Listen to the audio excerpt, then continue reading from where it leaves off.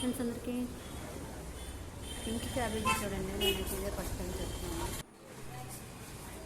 ఇది బెంగళూరు నుంచి చాలా చిన్నదనమాట.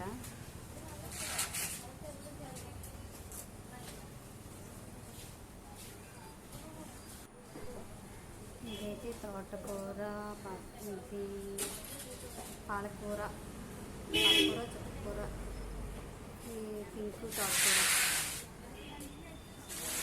ఇవైతే బజ్జి మిరపకాయలు తెలుసు.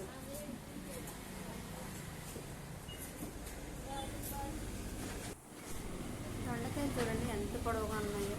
మనకైతే ఒక దొండకాయ 2 దొండకాయలు అవుతుంది, అంత పొడవు ఉందన్నమాట.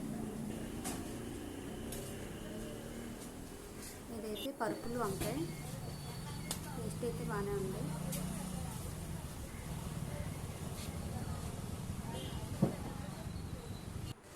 చూడండి ఇక్కడ ఎన్ని రకాల అరటిపళ్ళు ఉన్నాయో.